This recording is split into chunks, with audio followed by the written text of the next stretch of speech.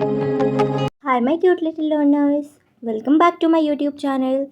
So, in the previous part, we have already learned about how different nations like Germany, Italy, and Britain unified to form a single nation state. That is कि कैसे आपका Italy बना, कैसे आपका Germany बना, and कैसे आपका the Great Britain बना, right? So in today's lecture will get to know कि कैसे डिफरेंट डिफरेंट जो नेशंस हैं वो विजुअलाइज करते हैं अपनी कंट्री को as a form of symbols, कि वो कैसे सिम्बल्स में अपनी कंट्री को रिप्रेजेंट करते हैं. So let's get into the video. So, artists in the 18th and 19th century found a way by personifying a nation. In other words, they represented a country as if it were a person. So क्या होता था कि जो लोग थे वो nation को एक पर्सोनिफिकेशन ऑफ सिंबल के फॉर्म में देखने लग गए, कि वो नेशन को यानी आपकी एक कंट्री है उसे एक सिंबल से रिप्रेजेंट करने लग गए, यानी उसे एक इंडिविजुअल के फॉर्म में देखने लग गए, राइट? देन फर्दर मोर जो आपके नेशंस होते थे उनको रिप्रेजेंट करते थे एक फीमेल फिगर के फॉर्म में, ठीक है? दैट इज़ कि उनको पर्सोनिफाई किया जाता था एक फीमेल फिगर के फॉर्म में. सो फर्दर मोर जो आपके नेशंस होते थे वो कोई एक्चुअल वुमेन के लाइफ पे बेस नहीं होते थे, वो एक एब्स्ट्रैक्ट आइडिया होता था, यानी जो चीज़ रियल में एग्जिस्ट नहीं कर रही, लाइक एक कॉन्क्रीट ऑब्जेक्ट नहीं है वो, बट वो एक रियल कॉन्सेप्ट है, ठीक है? So that is an abstract idea of personifying a nation in form of a female figure, right? So further more that is the female figure became an allegory. So what is an allegory of a nation? So allegory simple एक abstract idea है जिसे हम personify करते हैं, ठीक है? वो कोई रियल लाइफ में एग्जिस्ट नहीं करता, ठीक है? कोई रियल लाइफ वुमेन नहीं है, वो एक कॉन्सेप्ट है, वो एक एब्स्ट्रैक्ट आइडिया है, ठीक है? वो एक कॉन्क्रीट फॉर्म में एग्जिस्ट नहीं करता, वो एक टेंजिबल चीज़ नहीं है, ठीक है? Then furthermore, you will recall that during the French revolutions, artists used female allegory to portray ideas such as liberty, justice and republic. So during the French revolution जो आर्टिस्ट थे या जो वेरियस फॉर्म्स ऑफ ड्राइंग बनाते थे, ठीक है, वो represent करते थे लिबर्टी, जस्टिस जैसे कॉन्सेप्ट्स को पर्सोनिफाई करके किसी और ऑब्जेक्ट के साथ या सिंबल के साथ. फॉर एग्जांपल आपका जो लिबर्टी था उसे रिप्रेजेंट करा जाता था रेड कैप से, और जो ब्रोकन चेन्स होती हैं उनसे. वेयर एज जो आपका जस्टिस था उसे ब्लाइंड फोल्डेड वुमेन के फॉर्म में रिप्रेजेंट किया जाता था, carrying by carrying a weight measure system, ठीक है? एंड फर्दर मोर एक मेरियन नाम की एक फीमेल एलिगरी भी बनाई थी आपकी फ्रांस ने, ठीक है? अब ये एक बहुत ही पॉपुलर क्रिश्चियन नेम था इसलिए इसका नाम मेरियन था. सो फर्दर मोर जो आपका मरियन था वो एक फ़ीमेल फिगर था, ठीक है? और ये डिफरेंट जो कॉन्सेप्ट्स थे लाइक लिबर्टी और रिपब्लिक नेशन का, ये रिप्रेजेंट होते थे आपके रेड कैप से. रेड कैप जो थी वो डिनोट करती थी आपके लिबर्टी को. एक ट्राई कलर था, ठीक है, जो आपके फ्रांस की अटायर को यानी कपड़ों को और वहाँ का जो ड्रेस कोड है उसका जो फ्लैग है उसको रिप्रेजेंट करती थी, ठीक है? Then statue of Marianne were erected in public squares to remind the public of national symbol of unity. So ये क्यों बने थे? बेसिकली ताकि लोगों के अंदर एक यूनिटी का फॉर्म जगाया जाए, एक यूनिटी की भावना जगाई जाए, ठीक है? और मरियन का जो मार्क था वो आपको कॉइन्स पे, स्टैम्प्स पे हर जगह देखने को मिलता था. सो सिमिलरली मरियन के जैसा एक जर्मेनिया नाम का कॉन्सेप्ट भी आया, ठीक है, जो कि था जर्मनी की एलिगरी, यानी जर्मनी का फीमेल फिगर था, जर्मनी का पोर्ट्रेट था. सो जो जर्मेनिया थी, जो जर्मेनियन वुमेन थी, वो क्राउन पहनती थी ओक लीव्स का. अब ओक लीव्स का ही क्यों पहनती थी? बिकॉज ओक लीव्स जो थी वो रिप्रेजेंट करती थी आपके हीरोइज्म को, राइट? तो अगर आप इधर देखोगे सो दिस इज़ आपकी जर्मेनिया, ठीक है, जो आपकी जर्मनी को रिप्रेजेंट करती है, और इन्होंने पहन रखा है oak crown, right? So furthermore आपके इधर कुछ एट्रीब्यूट्स दिए हैं, प्लीज़ आप इनको याद कर लेना क्योंकि ये काफ़ी बार पेपर में पूछ लेते हैं. देन अगर हम आगे देखें तो अगर आप इधर देखो, इधर आपकी जो जर्मेनिया है, जो फीमेल फिगर है, वो गार्ड कर रही है आपके राइन रिवर को, ठीक है? सो दैट इज़ वाई जो आपका जर्मनी है उसे काफ़ी बार राइन लैंड भी बोला जाता है, right? So when we move further हम देखते हैं कि nationalism and imperialism. So, by the last quarter of 19th century, nationalism no longer retained its idealistic liberalism democratic sentiments of the first half of the century. So what does this means? This simply means कि 19th century के ending तक, यानी आपका जो 1870s था या 1890s के around जो था, आपका जो लिबरलिज्म और नेशनलिज्म वाला कॉन्सेप्ट था वो डेमोक्रेटिक आइडियोलॉजी से दूर जा रहा था. यानी आपका जो लिबरल नेशनलिज्म था वो सिर्फ पावर को ही इंक्रीज़ करने के लिए यूज़ होने लग गया था, ना कि लोगों के बेनिफिट के लिए, उनको डेमोक्रेसी देने के लिए.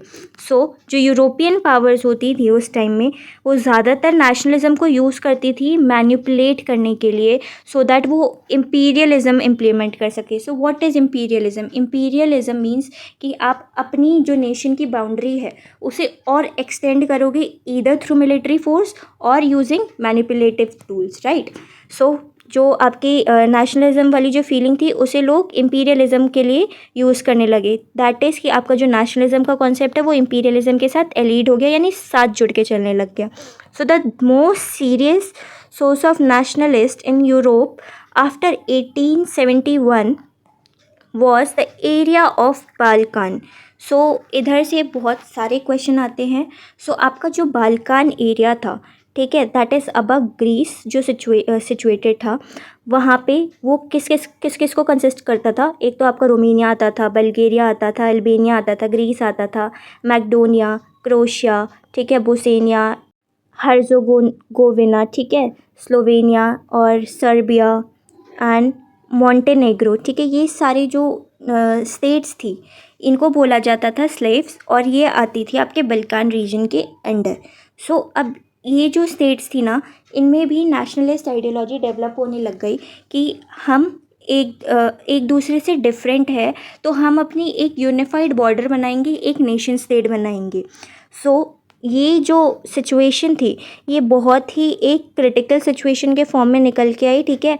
और इसने फर्दर मोर जो आपका पूरा यूरोप था उसके वर्ल्ड वॉर 1 के लिए भी ये जो बल्कान रीजन था वो रिस्पॉन्सिबल था. ये जो बल्कान रीजन था इस पे रूल किसका होता था? आपका ऑटोमन एम्पायर का. फर्दर मोर जो आपका ये बल्कान रीजन था ये एक दूसरे से अलग था, डिसइंटीग्रेट हो गया था, ठीक है. एंड सब लोग आपस में एक तो ये चीज़ थी कि जब आपका after the period of 1870s around, जो आपका most of the nationalist ideology रखने वाले जो नेशंस होते थे वो आपस में ही एक दूसरे से बैर रखते थे, या आई वुड से कि थोड़ा डिससेटिस्फाइड से रहते थे, ठीक है. रिवोल्ट की फीलिंग रहती थी उनके अंदर ही अंदर में. One by one European subjects nationalist broke up away from control and declare their independence. धीरे धीरे क्या होता गया, आपकी जितनी भी स्टेट्स थी बल्कान रीजन के अंदर में, ये धीरे धीरे अपनी इंडिपेंडेंस डिक्लेयर करने लग गई. किससे? जो इन पे कंट्रोल करते थे कॉलोनाइजिंग पावर्स, ठीक है. देन फर्दर मोर क्या हुआ कि ये अपनी हिस्ट्री को यूज़ करते थे अपनी इंडिपेंडेंस डिक्लेयर करने के लिए या इंडिपेंडेंस गेन करने के लिए. बट जैसे जैसे कुछ रीजंस में ऐसा हुआ कि फॉरेन पावर्स ने इनको सप्रेस कर दिया, ठीक है. फर्दर मोर आपका जो रिबिलियस नेशनल आइडेंटिटी थी वो बल्कान के थॉट्स में बहुत ही स्ट्रॉन्ग रोल प्ले कर रही थी, ठीक है. धीरे धीरे ये पाइल अप होते गया और इनकी जो लॉन्ग लॉस्ट इंडिपेंडेंस थी उसको गेन बैक करने में इसने हेल्प करा. As the different Slavic nationalist struggle to define their identities and independence, the Balkan area became an area of intense conflict. जो आपका बल्कान रीजन था, एक तो वहाँ पे कुछ भी कॉमन नहीं था, जो स्टेट्स थी वो एक दूसरे से डिफरेंट थी, ठीक है. और सब एक दूसरे के अगेंस्ट एक रिवोल्ट वाली फीलिंग रखते थे. एंड सबको ये था कि हम अपना जो बॉर्डर है उसे एक्सटेंड करेंगे, दैट इज़ कि इम्पीरियलिज्म यूज़ करेंगे. इस वजह से भी बहुत ज़्यादा लार्ज लेवल पे कॉन्फ्लिक्ट हुआ, ठीक है. और लोगों में आपस में ही एक दूसरे के टूवर्ड्स जेलिसी वाली फीलिंग डेवलप होने लग गई. फर्दर मोर अभी आपस में तो रिवोल्ट कर ही रही थी. देन आगे क्या हुआ, आपकी जो बड़ी बड़ी सुपर पावर्स थी, that is Russia, Germany, England, Austria, Hungary, ये लोग भी आ गए बल्कान रीजन को आपस में डिवाइड करने के लिए. जब ये लोग आए पावर में, ठीक है, अपना कंट्रोल एक्सटेंड करने के लिए, तो ये जो बल्कान एरिया था ये रीज़न बन गया आपका वर्ल्ड वॉर 1 का। सो वर्ल्ड वॉर 1 में बल्कान रीजन का जो कॉन्फ्लिक्ट था उसने बहुत इंपॉर्टेंट रोल प्ले करा था। सो ये जो मैप आप देख रहे हो ये है आपकी यूरोप का, यानी ब्रिटेन ने किन किन स्टेट्स पे कब्ज़ा कर रखा था वो शो करता है ये आपका मैप, ठीक है। देन फर्दर मोर आपका जो नेशनलिज्म था वो जुड़ गया किसके साथ, इम्पीरियलिज्म का, और उसने एक डिज़ास्टर ला दिया 1914 में, दैट इज़ वर्ल्ड वॉर 1 हो गई, ठीक है। जिसकी वजह से काफ़ी सारी जो कॉलोनाइज कंट्रीज़ थी वो यूरोपियन पावर से आज़ाद भी हुई और अपोज भी करने लग गई इम्पीरियलिज्म को, that is anti imperialist movement यानी नेशनलिस्ट मूवमेंट चलने लग गई, ठीक, ऑल ओवर द यूरोप, ठीक है। देन फर्दर मोर आपकी इंडिपेंडेंट नेशन स्टेट्स डेवलप होने लग गई जो उनको एक सेंस ऑफ कलेक्टिव आइडेंटिटी देती थी और उनको यूनिटी के बारे में बताती थी। देन फर्दर मोर आपका जो सिंस सारी की सारी जगह पे डिफरेंट डिफरेंट टाइप का नेशनलिज्म होता था, तो कहीं पे भी एक यूरोपियन आइडियोलॉजी वाला नेशनलिज्म रेप्लिकेट नहीं होता था, क्योंकि हर जगह पे नेशनलिज्म का मतलब डिफरेंट होता था हर स्टेट में।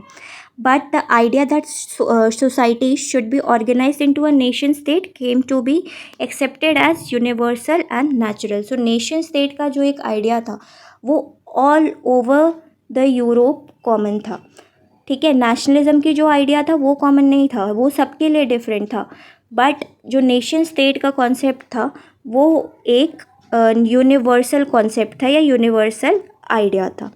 So this was all for today's video. I hope my video helped you little learners. So do like, comment, share and subscribe to my YouTube channel.